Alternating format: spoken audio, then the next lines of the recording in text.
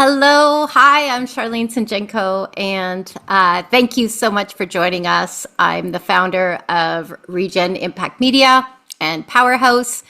I'm an Indigenous storyteller and I'm an intuitive media visionary. And I'm here today with my good friend, Morna McGillivray. She is the founder of Revolutionary Women Global. And we've hopped on for a special live conversation. I'm calling it Game On. And we're here today to talk about the new moon, and not just to talk about the new moon in Leo, but actually to break it down and to chat just a little bit about what is the power around the new moon and the energy around today's new moon. What does it mean for us, and how do we actually integrate it into our lives? How do we actually use it? How do we actually understand it? And we're going to chat for about the next 15 minutes or so, and just see what is helpful, what is useful, what is meaningful, and I'll pass it to Morna to kick us off. Okay, thanks, Shah. Kia ora, everyone. Okay, so I'm going to begin with asking us a question and asking you a question. And before I do that, let's just take a breath together and arrive here into this moment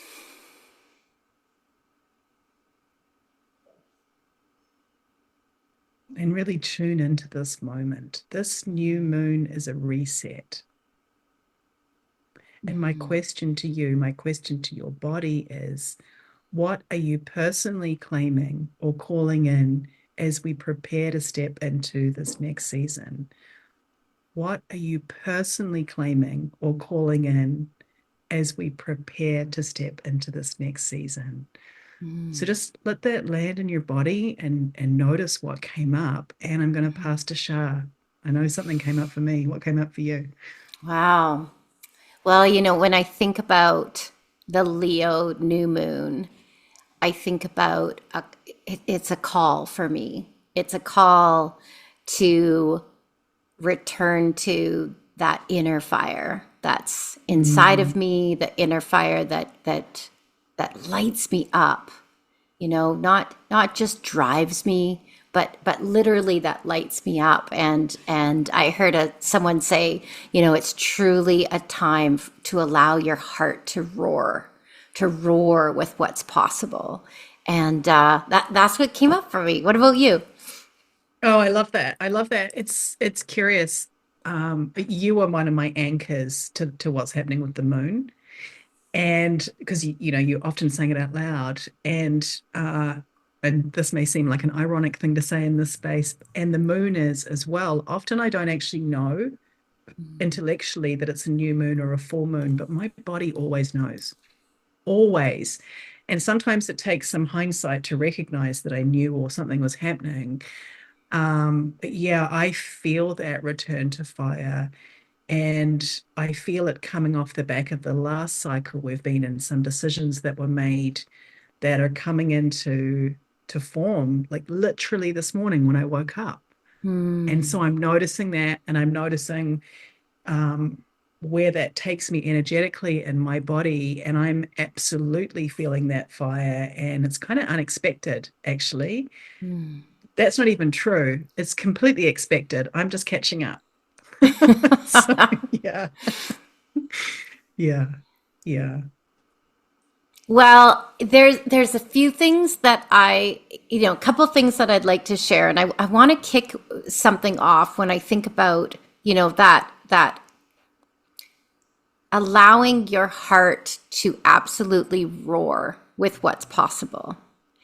And where that takes me Mm, is, it's interesting. I saw, for an example, there's a call for a new TEDx talk, a new TED opportunity, and the subject is clarity. And for a long time we've thrown around the word clarity, but I really want to deepen that today as one invitation, and actually like thank clarity and say, no, right now I'm really committed to certainty. Beyond Ooh. clarity lies certainty. What is it that you are absolutely certain about? And Mm. I'm not saying necessarily the how, but when I think about the experience that I want, when I think about that, a lion roaring with possibility, that to me is absolute certainty around the experience that I want, around the desires that I have, around the feeling of certainty in my body. It Mm. is a hell yes, you know? I love that. I love that. And it's interesting, like when we were prepping for this, before coming on live, I was looking at the word certainty and the notes that we'd created. And I was like, wait, okay, well, what are we really talking about here? And what I'm hearing, so I want to just notice what I'm hearing is it sounds to me like you're talking about a felt sense of certainty, an embodied sense of certainty, a knowing that cannot be interfered with. And when I think about the lion, I'm like, a lion just walks around with total certainty. Like, and doesn't pounce until that precise moment. Yeah. Um, that lion has that felt sense, that inner knowing of certainty. And I was actually recently just in South Africa and had the experience of being around animals in their natural habitat and watching how they move and watching how they experience life and the level of like DNA certainty that they have. Um, yeah, I feel that. I feel that fire inside me right now. Mm. Well, and again, I'm talking about what are we being called? What are we being invited to? What are we being called to right now? And we're living in a time where there is a lot of external uncertainty around us. So we're being called, I believe, to balance, to find some balance with that. What can we be absolutely certain about? And that takes me to kind of the next invitation when I think about breaking down this new moon energy. If the first invitation is certainty, then the second invitation is conviction. And again, Mm.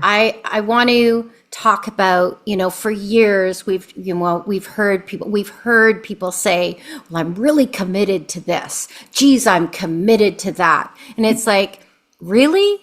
Like, show me that. Show me, let me witness that about you.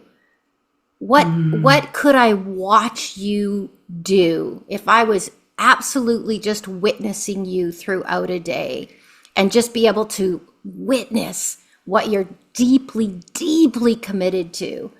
I know when I used to train women, physically train women, and they'd be like, "Oh, I'm really committed. I'm gonna drop those 20 pounds. I'm really committed." It's like, really? Can I see your Google Calendar for a sec? Because what your goals or your intentions are basically just evidence showing up of what you're most deeply committed to. So we Mm. talk about metrics and outcomes and results.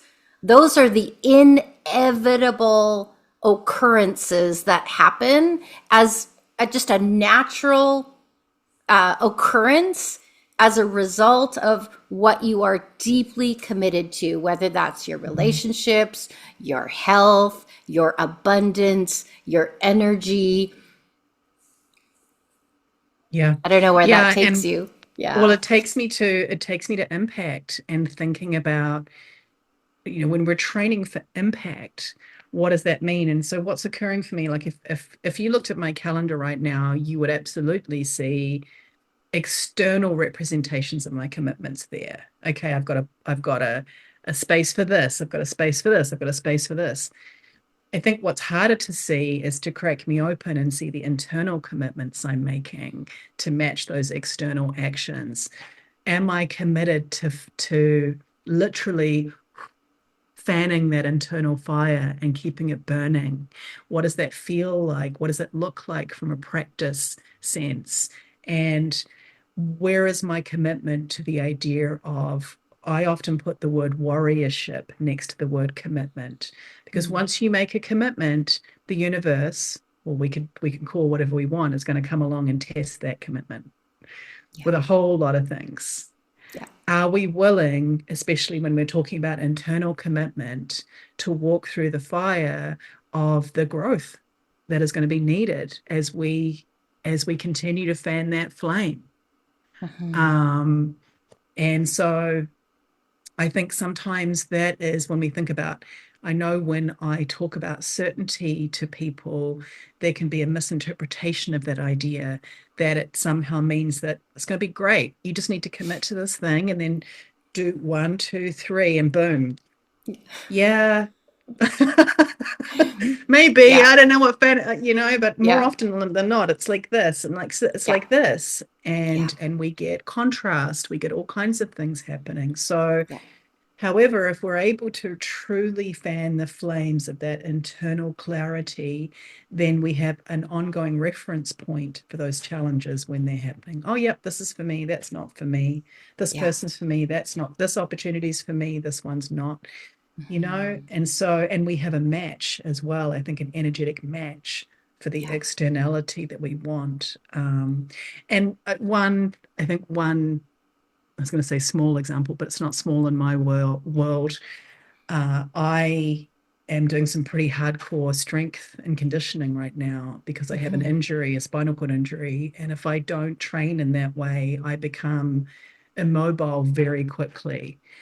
And yesterday's training took me well beyond what I thought I could do.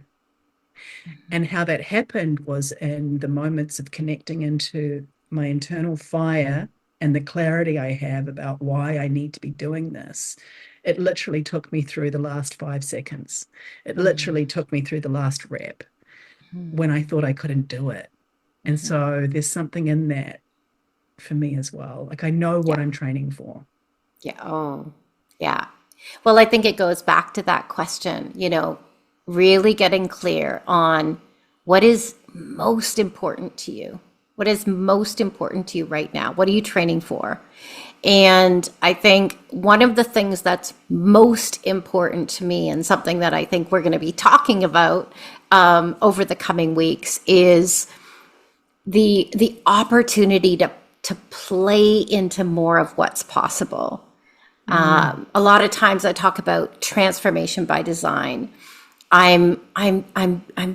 It's so important to me to be a catalyst, to be a conduit, to have meaningful conversations, intentional conversations to help folks create space to explore more of what's possible.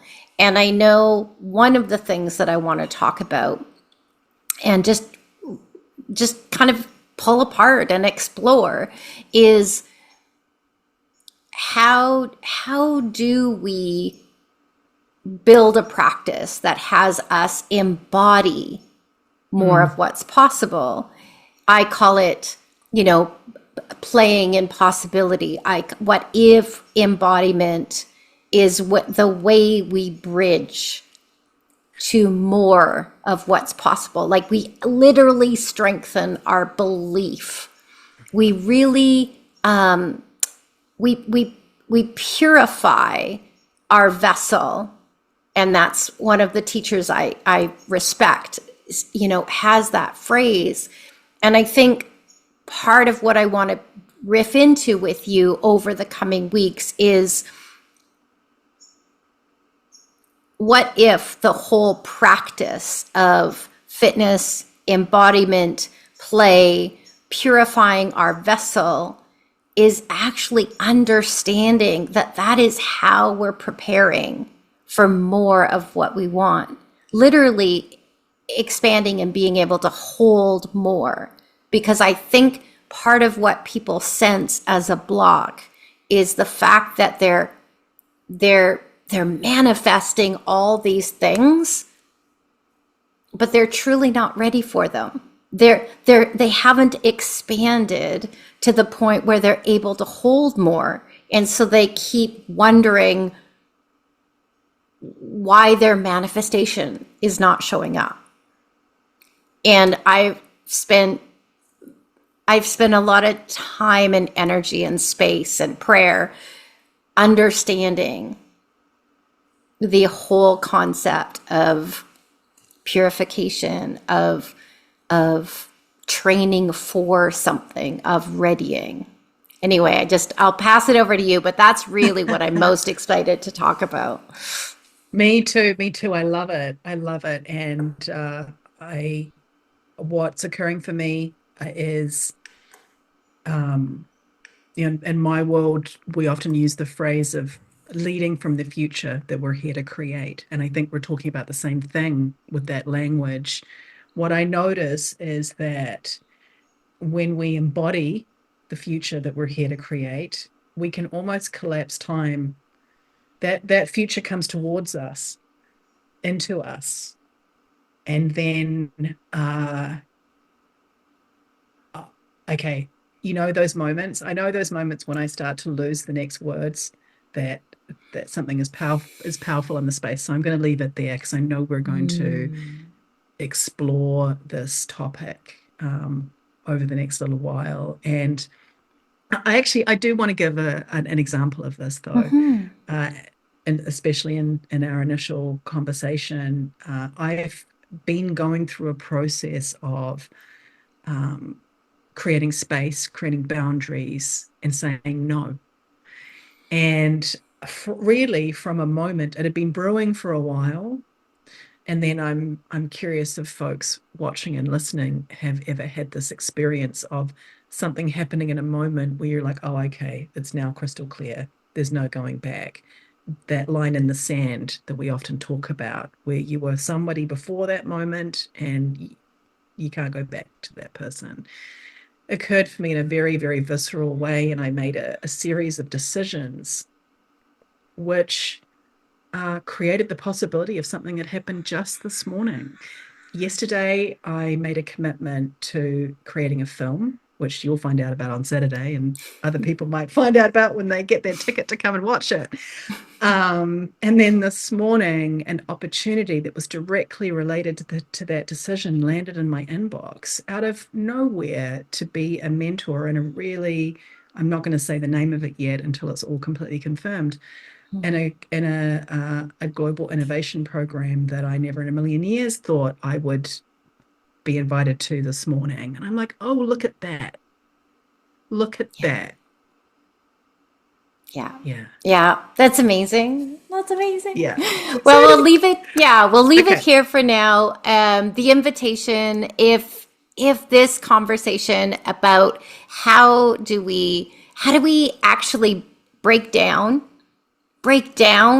this whole conversation about energy, about harnessing the power of what's available around playing into more of what's possible. If that resonates with you on a real embodied level, and you'd really like to take it almost like you would a new fitness program, we're going to be having a series of conversations much like this, with some tools and some techniques and some ideas. We're calling it a bit of a warm-up series. And I always say, game on, let's do this. And you can find us here on YouTube, across your typical social channels, and of course on both of our websites, which we will add to the comments. And just thanks for being with us today. And Morna, thanks for being here and having the conversation. Let's go. Thanks, Shah.